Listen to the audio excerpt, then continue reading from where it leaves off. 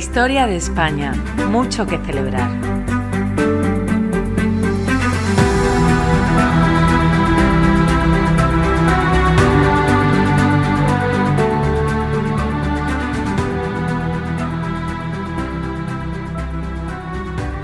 El dibujo habitual nos pinta a la España de los siglos XVI y XVII, en general a la España de la Edad Moderna, como una caverna impermeable a la cultura y a la ciencia.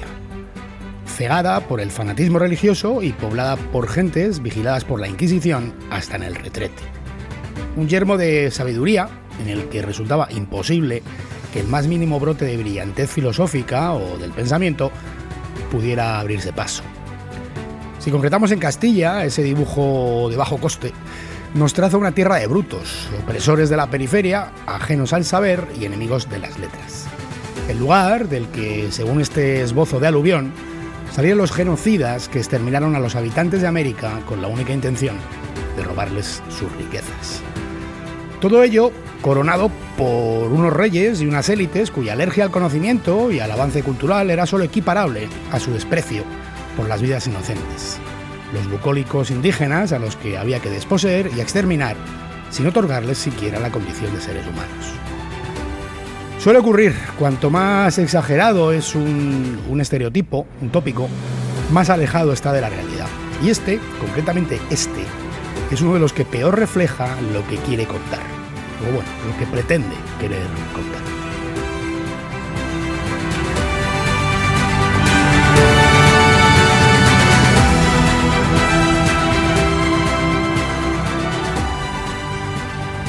Porque en realidad fue en esa España, en esa Castilla troglodita, en Salamanca, donde vieron la luz construcciones doctrinales, jurídicas, económicas o teológicas, sin las cuales el mundo hoy no sería lo que conocemos. Fue allí, en Salamanca, en Castilla, en España, donde muchas de esas construcciones abandonaron el pensamiento para hacerse día a día, para traducirse en leyes, en pilares de pensamiento global y en escalones que pertenecen a la misma escalera cuyo último peldaño pisamos hoy.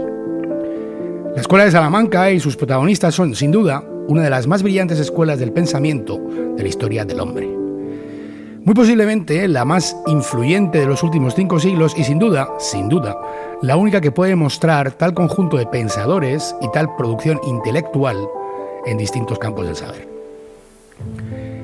España hizo global al mundo geográficamente en el siglo XVI, pero además supo traer a ese mundo los instrumentos conceptuales que necesitaba. Supo traer un pensamiento nuevo para un mundo nuevo. En Salamanca, en Castilla, en España, para el mundo.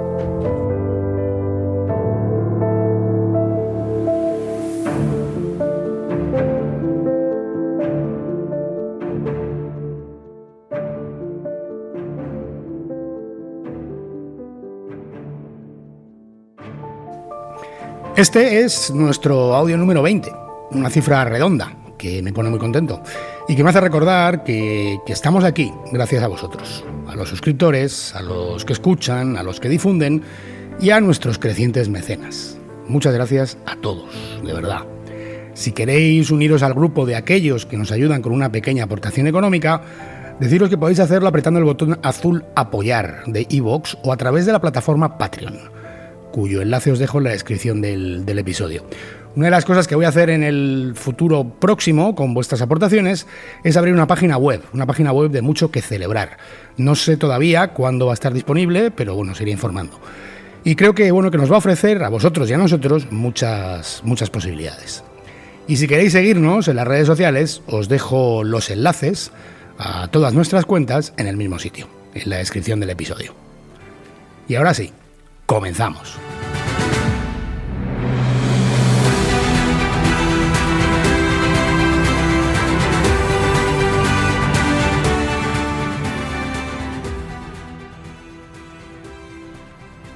El término, o más bien la expresión, Escuela de Salamanca, se corresponde con un concepto genérico. Si miramos la Wikipedia, nos dice que es un renacimiento del pensamiento español durante los siglos XVI y XVII. Bueno, yo personalmente pienso que más que de renacimiento, cabría hablar de un estallido de excelencia en diversas áreas del saber: la teología, el derecho, la economía, la ciencia política, la moral, la ética y en algún caso hasta de las ciencias naturales, ¿no? De este estallido, de su irradiación global y de su influencia en la conformación del mundo tal y como lo conocemos hoy. Se llama así porque su primer y su mayor quizá exponente sea Francisco de Vitoria, cuya labor intelectual y pedagógica tuvo lugar en la Universidad de Salamanca. Pero no todos los integrantes de esta llamada Escuela de Salamanca enseñaban o publicaban en aquella universidad, sino que en algunos casos estaban repartidos por universidades de toda España e incluso en ocasiones daban clase, impartían lecciones en universidades europeas. Entre los más destacados tenemos, claro, al propio Francisco Vitoria, pero también a Luis de Molina, Francisco Suárez, Domingo de Soto, Gabriel Vázquez, Ginés de Sepúlveda, Melchor Cano, Bartolomé de Carranza, Diego de Covarrubias, Martín de Azpilicueta, Luis de Alcalá, Jerónimo Muñoz, bueno, de verdad un elenco interminable de sabios que iban a revolucionar el pensamiento, como os comento, en muchos campos del saber. Iban a poner la imprescindible piedra fundacional de los sistemas políticos, jurídicos o económicos modernos. Bueno, al hilo de esto quiero decir, escuché hace poco un podcast en el que trataban de incluir entre estos sabios a Bartolomé de las Casas. Bueno, es cierto que Fray Bartolomé tuvo encendidos debates con miembros de la escuela salmantina, principalmente con Ginés de Sepúlveda, durante la controversia de Valladolid, pero vamos, Bartolomé de las Casas, que sí, que estudió en Salamanca y trató de elaborar sobre los estudios teológicos y jurídicos de algunas de estas figuras, pues no lo veo yo muy adecuado para incluir en esta plantilla de sabios, ¿no? Me parece querer hacer un 15 con 2 7s, porque bueno, al lado de estos gigantes, Fray Bartolomé tenía aproximadamente la erudición de un asno. En fin. Seguimos. Creo que lo mejor va a ser ir tratando el legado de esta escuela organizado por campos del saber. Parece que va a ser más fácil que ir autor por autor, porque algunos de ellos destacaron en varias facetas y sería un poco un camino de idas y vueltas. Así que, si os parece, voy a empezar por la teología. Y empiezo por ahí porque, como vais a ir viendo, la teología resulta ser el núcleo del que van a beber todas las demás ciencias. Quiero decir, tenemos que ser capaces de entender la época de la que hablamos y entender el papel central que la religión tenía en aquel tiempo. Y así entenderemos que el derecho, la política o la economía y sus nuevos y revolucionarios postulados alumbrados en España, pues tienen como origen o como razón de ser última o primera, si queréis, un sustrato religioso. Y va a ser fundamentalmente Francisco de Vitoria quien comience a ponerle a Dios una cara nueva, y sobre todo una cara nueva a la relación del hombre con Dios. Posteriormente otros, como Luis de Molina, pues desarrollaron o elaboraron sobre todo esto, pero por señalar un comienzo tenemos que hablar de las ideas de Francisco de Vitoria, de dos fundamentales. La primera de ellas es que todos los hombres son iguales. Los derechos que les pertenecen no dependen ni de ser considerados como dentro de una religión, dentro de una cultura o de un pueblo determinado, sino que tienen su fundamento en la misma naturaleza humana. De aquí se va a poder extraer el concepto de igualdad entre los seres humanos, pero también la concepción de la humanidad como un todo, con carácter universal. Además, el hombre vitoriano tiene una dimensión espiritual, pero tiene otra racional, y por eso es dueño de sus actos. Y aquí viene la segunda idea. La segunda idea de Vitoria es que cada hombre tiene un fin trascendente que ha de alcanzar por el camino de la libertad. Es decir, igualdad y libertad. Por su condición de ser racional, de ser libre, pues no es un simple vestigio de su creador, sino que, como dice la Biblia, está hecho a su imagen y semejanza. Así que aquí, Vitoria lo que va a establecer son las bases para la libertad religiosa y además para enfrentarse a la predestinación luterana. Para Vitoria, el ser humano está dotado de albedrío, de libertad, no es un ser predestinado, que nada puede hacer para cambiar el devenir de su vida, como creen los protestantes. Por eso, Vitoria cree que hacer el bien o hacer el mal y distinguirlos es algo inherentemente humano. Se profese la religión que se profese, se conozca o no a Cristo, porque el hombre lleva, por obra de Dios, inscrita, digamos de fábrica, esa diferencia, y dispone además de la libertad para obrar. El hombre de Vitoria es un ser cuya principal misión es hacerse a sí mismo en el ejercicio de su libertad, es decir, y por tratar de comprender un poco la importancia de esto, es exactamente lo que dice la Declaración de la Independencia de los Estados Unidos cuando habla del derecho del hombre a la búsqueda en libertad de su propia felicidad.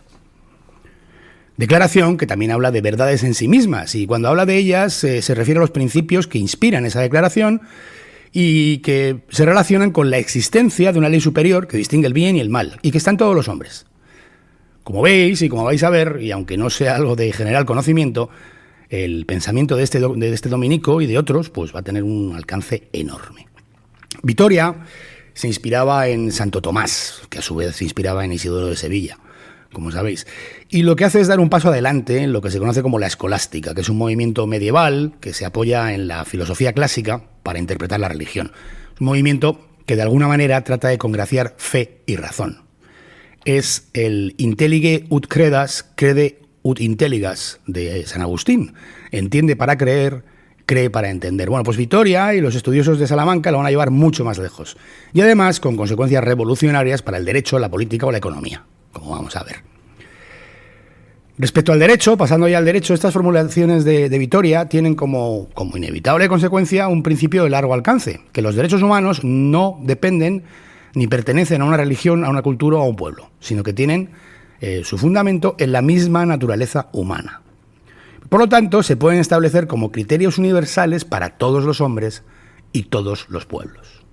Todo esto que os estoy contando, este cuerpo doctrinal, se encuentra en su obra De Relectio Indis, una obra en la que trata sobre los derechos de los habitantes de las tierras descubiertas por España, de los indígenas americanos.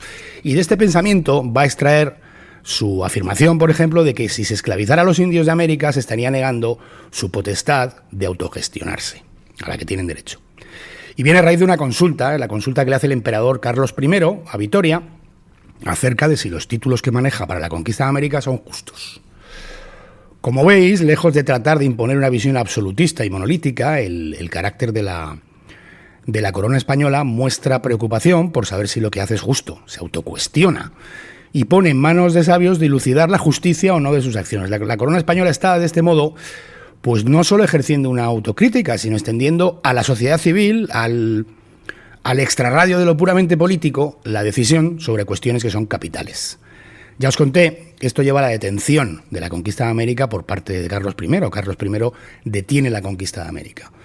Y a la celebración de la Junta de Valladolid para sustanciar si es lícito continuar con ella o no, y en qué términos. Y estos fundamentos se van a ver reflejados en las leyes de Indias, que, como sabéis, son el primer y único caso de la historia humana en el que un conquistador pone al mismo nivel al conquistado y dicta disposiciones para protegerlo. Como consecuencia de este planteamiento, pues se deducen también cosas tales, actuales y modernas, como es el reconocimiento de la propiedad privada, la idea de que ningún hombre nace esclavo, la ilicitud de la tortura para arrancar una confesión, la igualdad ante la ley, la obligación de los hombres a la convivencia. Todo esto está citado textualmente por Francisco de Vitoria. Y bueno, si queréis os lo resumo en 3 palabras bastante conocidas: libertad, igualdad y fraternidad. Sí. Es el lema que popularizaron los revolucionarios franceses y que en realidad es anterior. Y sobre todo, tiene un fundamento más cristiano que enciclopédico.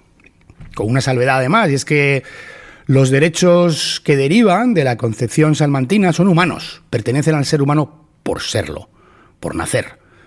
Mientras que los revolucionarios franceses daban derechos al ciudadano, abriendo un camino que al final llevaba a la supremacía del poder político sobre el individuo. El ciudadano tenía derechos en el marco de una organización política superior. El ser humano tiene derechos por existir y ninguna instancia política puede concederlos o quitarlos.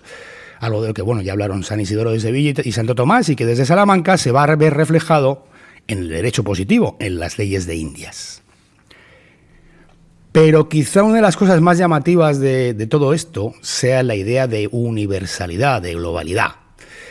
Un momento histórico en el que España está haciendo al mundo global, también sabe entregar los argumentos doctrinales para esa globalización. Consecuencia de ello es la aparición del derecho de gentes y del derecho internacional, porque Vitoria y posteriormente Domingo de Soto, Melchor Cano, Francisco Suárez y otros sabios salmantinos van a entregar al mundo la idea de comunidad universal, internacional. La idea básica es que si todo el mundo está ocupado por seres iguales, con los mismos derechos, pues tiene que existir una regulación que pueda ser común a todos, independientemente, otra vez, de su procedencia, raza o credo. Todos estos sabios van a teorizar sobre la justicia de la guerra, la legitimidad jurídica para ocupar la tierra, la necesidad de que las conquistas sean justas y no únicamente producto de la fuerza, es decir, un embrión de lo que hoy es el derecho internacional, público y privado. Un anuncio del camino globalizador que el mundo empieza a tomar y que se basa en el derecho, en una concepción de justicia. La convivencia y el bien común, además, aparecen como los motores de esta comunidad universal. Se va a sustituir el concepto de Orbis Christianus, un mundo cristiano, de una visión de carácter puramente europeísta, por la Communitas Orbis, la comunidad global. Por cierto, se tiene por comúnmente aceptado, a nivel global, a nivel mundial, que el fundador del derecho internacional es el holandés Hugo Grocio.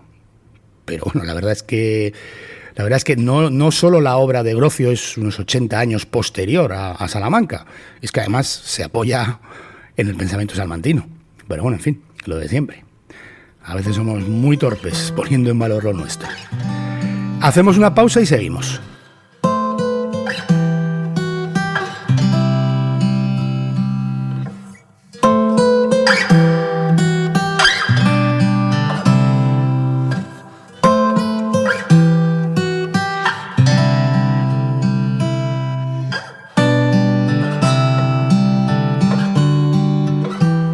Relativo a la política, quizá lo más llamativo de la Escuela de Salamanca sea el traspaso de la legitimidad del poder.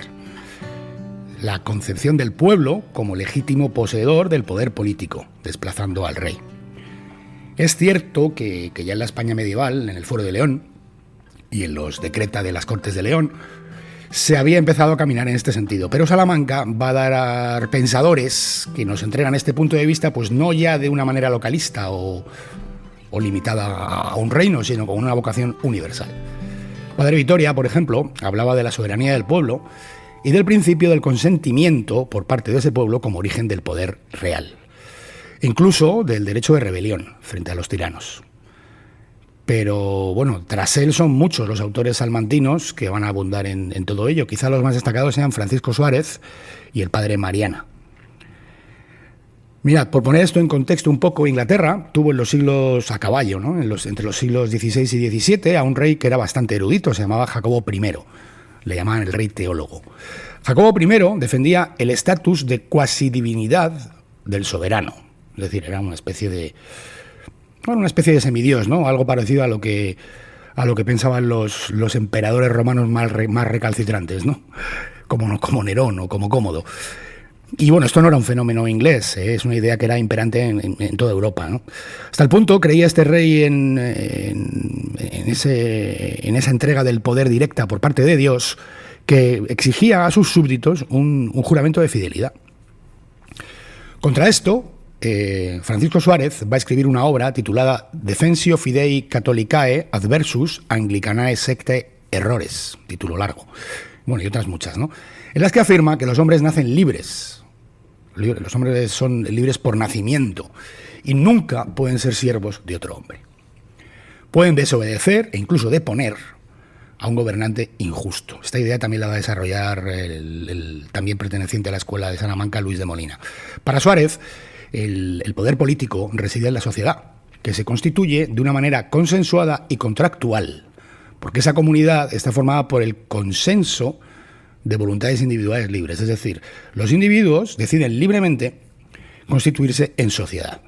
En consecuencia, la forma de gobierno natural es la democracia, mientras que la oligarquía o la monarquía y otras, pues pueden ser válidas, pero siempre tienen que ser interinas o secundarias, y solo son legítimas si las ha aceptado el pueblo. Bueno, es la idea un poco de San Isidoro de Sevilla, ¿no? Ya os digo que estas concepciones son antiguas en España.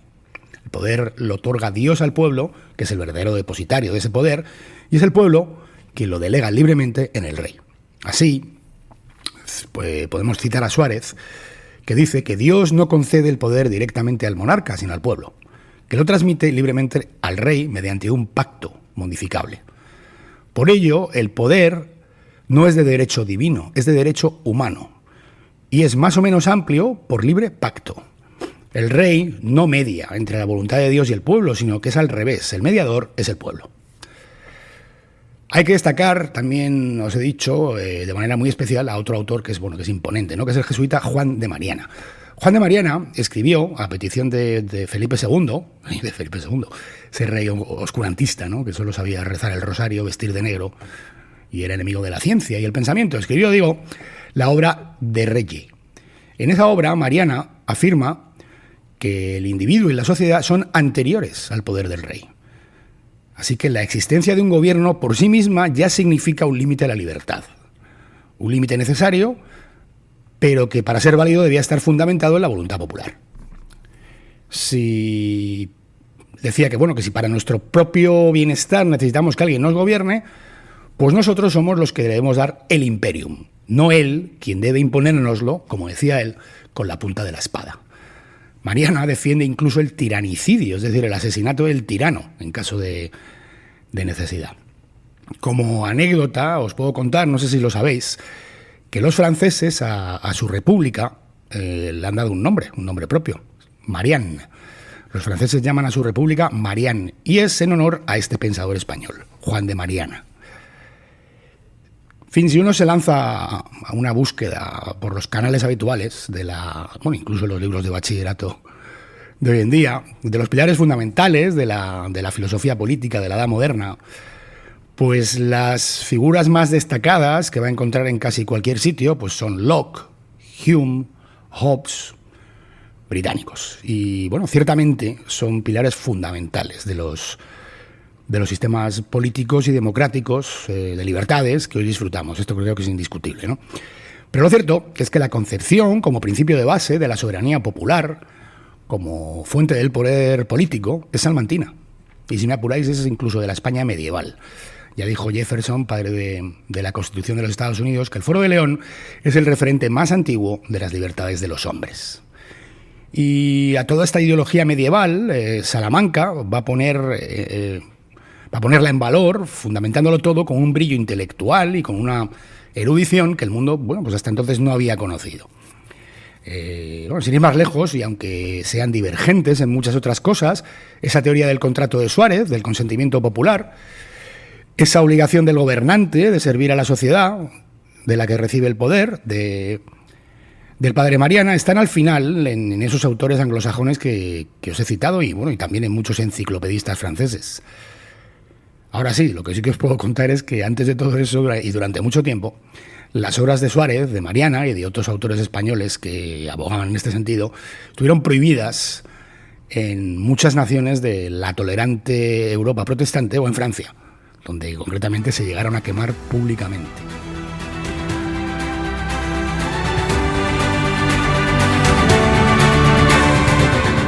Asómate a la aventura colectiva más apasionante jamás contada, la historia de España.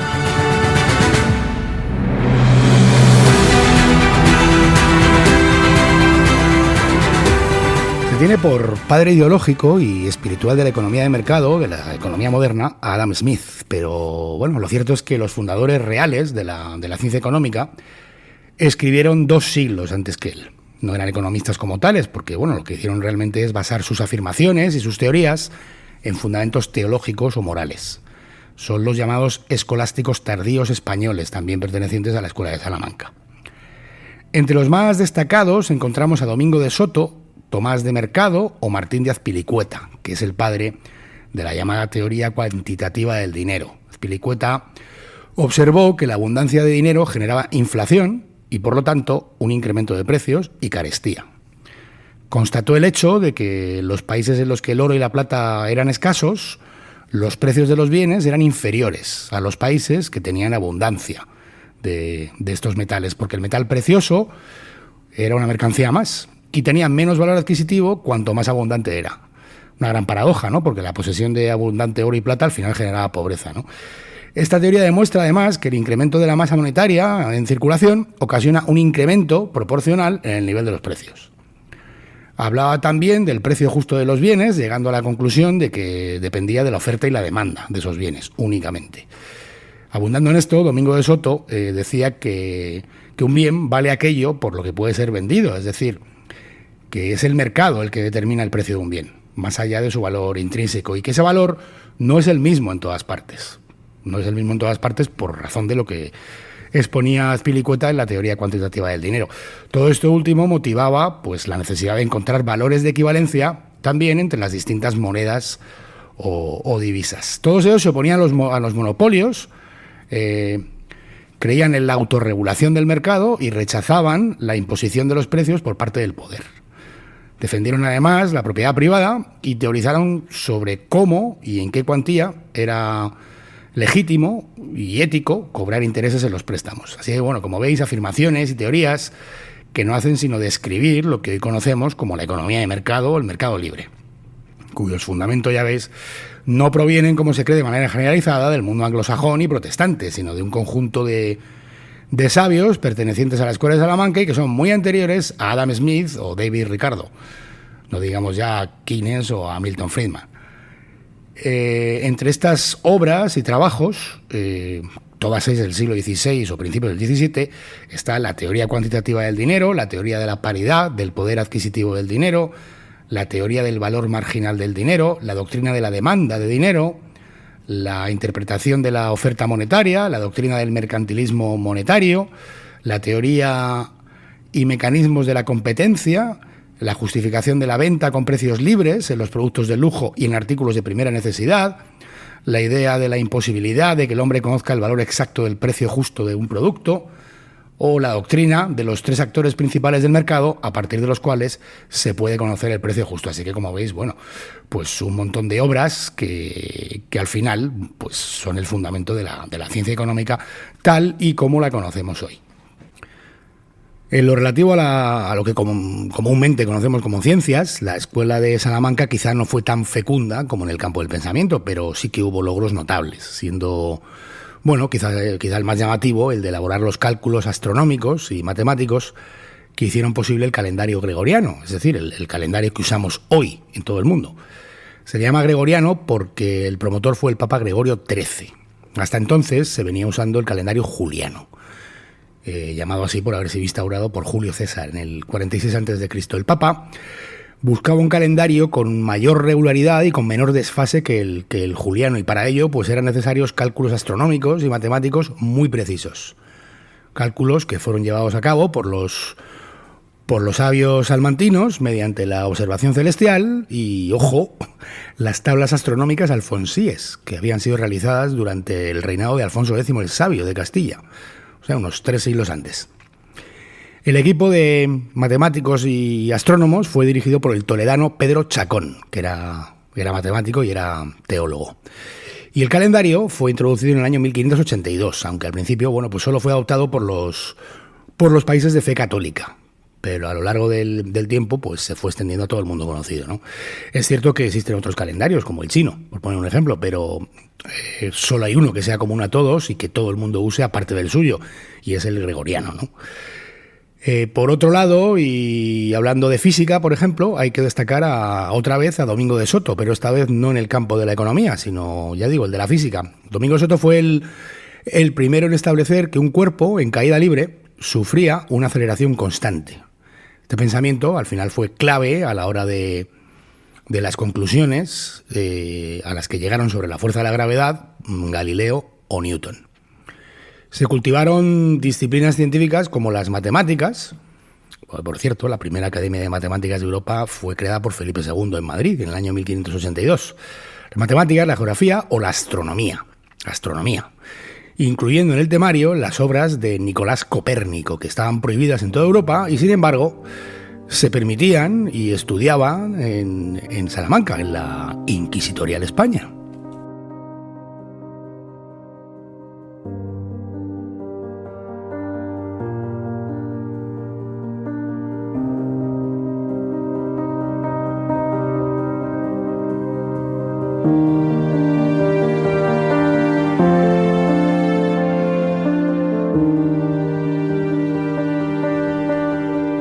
Decía Friedrich Hayek, premio Nobel de Economía, que los principios teóricos de la economía de mercado y los elementos básicos del liberalismo económico no fueron diseñados, como se cree, por calvinistas y protestantes escoceses, sino por los miembros de la Escuela de Salamanca durante el siglo de oro español. Decía Florence Gautier, profesora de Historia Moderna de la Universidad de París, que con Francisco de Vitoria la humanidad pasó a ser entendida de una forma moderna. Desde entonces la conformaban todos los seres humanos que habitaban cualquier parte de la Tierra. Ese derecho natural a nacer libres pasaba a convertirse en algo consustancial al ser humano. La primera vez que yo oí hablar de personajes como Juan de Mariana, Francisco de Vitoria o Francisco Suárez fue en la Facultad de Derecho, en las asignaturas de Derecho Natural e Historia del Derecho. En los años 80, cuando estudié bachillerato, había 2 años de filosofía y jamás oí nombrar a ninguno de ellos. Por supuesto, sí que se me dio a conocer a Locke, a Hobbes, a Hume o a Adam Smith, lo cual, no me entendáis mal, me parece todo un acierto, pero echo de menos que no seamos capaces de colocar a los nuestros en el lugar que merecen. Ni siquiera capaces de contar a los escolares españoles que existió un grupo de pensadores portentosos, unos gigantes del conocimiento que tuvieron mucho que ver en la génesis del mundo que disfrutamos hoy y que eran compatriotas suyos. No, preferimos abonarnos y en ocasiones hasta dar bola a esas absurdas y a científicas teorías que hablan de una España oscura y de esa manera asesinar no solo a la verdad, sino a una parte de nuestra identidad y de nuestra autoestima.